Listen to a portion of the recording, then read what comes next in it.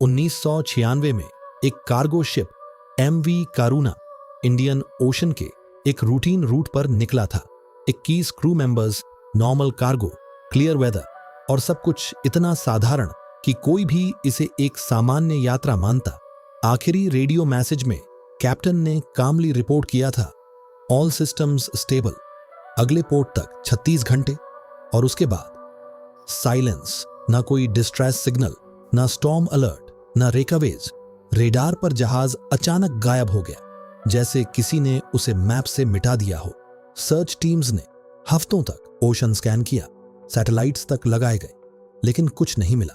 और धीरे धीरे रिपोर्ट में लिख दिया गया, लॉस्ट एट सी अंडर अननोन सर्कमस्टेंसेस। 25 साल बीत गए, केस फाइल्स बंद हो गईं, क्रू के परिवारों ने मान लिया कि वो कभी वापस नहीं आएंगे। लेकिन 2021 की एक ठंडी धुंध से भरी रात में एक बड़े कमर्शियल पोर्ट के रेडर पर एक धीमा अनस्टेबल सिग्नल दिखाई दिया। ऑपरेटर ने पहले उसे इग्नोर किया, लेकिन सिग्नल धीरे धीरे साफ होता गया और उसकी डायरेक्शन सीधी पोर्ट की तरफ थी। और फिर फॉग के बीच से एक जंग लगा। टूटा हुआ जहाज उभर कर सामने आया। उसके होल पर फेड लेटर्स अब भी पढ़े जा सकते थे, MV करुणा। लेकिन असली डर तब शुरू हुआ जब सबने नोटिस किया कि जहाज बिना किसी विजिबल क्रू के, बिना किसी एक्सटर्नल गाइडेंस के, परफेक्टली स्पीड एडजस्ट करते हुए, एंगल बदलते हुए, खुद ब खुद डॉक करने लगा, जैसे कोई अंदर बैठा हर मूवमेंट कंट्रोल कर रहा हो। लेकिन बाइनोक्यूलर्स से देखने पर डेक पूरी तरह खाली था। जैसे ही जहाज रुका, पोर्ट अथॉरिटी की इमरजेंसी टीम अंदर गई और अगले ही कुछ सेकंड्स में उनके रेडियोज पर सिर्फ हैवी ब्रीथिंग और टूटी हुई आवाजें सुनाई देने लगीं। ये पॉसिबल नहीं है। अंदर का दृश्य किसी नाइटमेयर से कम नहीं था। पूरे जहाज में हर जगह स्केलेटन्स पड़े थे, कॉरिडोर्स में, स्टेयर्स पर, केबन्स में। कुछ ऐसे जैसे भागते हुए गिर पड़े हों, कुछ ऐसे जैसे किसी चीज से बचने की कोशिश में दीवारों से चिपक गए हों, और कुछ ऐसे जैसे किसी को देखते देखते वहीं जम गए हों।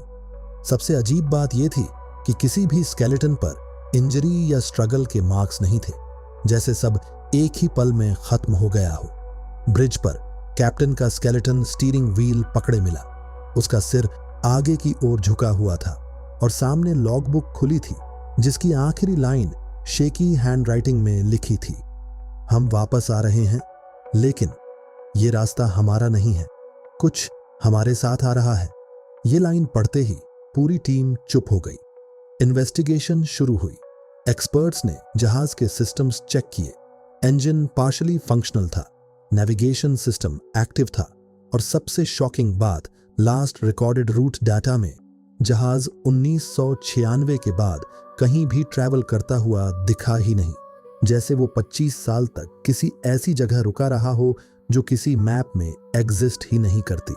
CCTV सिस्टम से कुछ करप्टेड क्लिप्स रिकवर हुए। पहले सब नॉर्मल, क्रू काम कर रहा है, फिर अचानक सभी एक साथ रुक जाते हैं, जैसे उन्होंने कुछ महसूस किया हो।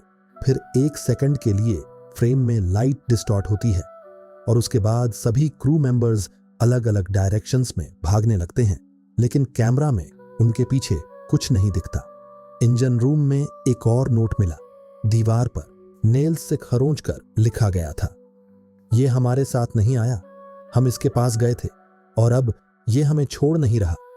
कुछ दिनों बाद जब जहाज को सील्ड कर दिया गया, तब गार्ड्स ने रिपोर्ट किया कि रात में अंदर फुटस्टेप्स सुनाई देते हैं, धीरे, भारी, अनइवन, जैसे कोई चल रहा हो, फिर रुक रहा हो, फिर अचानक दूसरी जगह से वही आवाज आने लगती हो। और एक रात ब्रिज की लाइट अपने आप जल गई, जबकि पावर सिस्टम बंद था। अगली सुबह ग्लास पैनल पर अंदर से उंगलियों के निशान के साथ एक नई लाइन लिखी मिली, हम अभी भी यहां हैं। और सबसे डरावनी बात यह थी कि यह लिखावट पुरानी नहीं थी, बिल्कुल फ्रेश थी।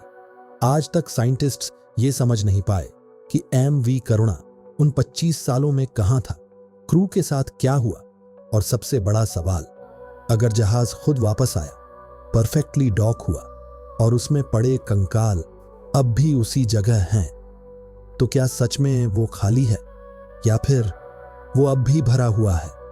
बस जो अंदर है वो दिखाई नहीं देता, लेकिन बाहर आने का रास्ता ढूंढ चुका है।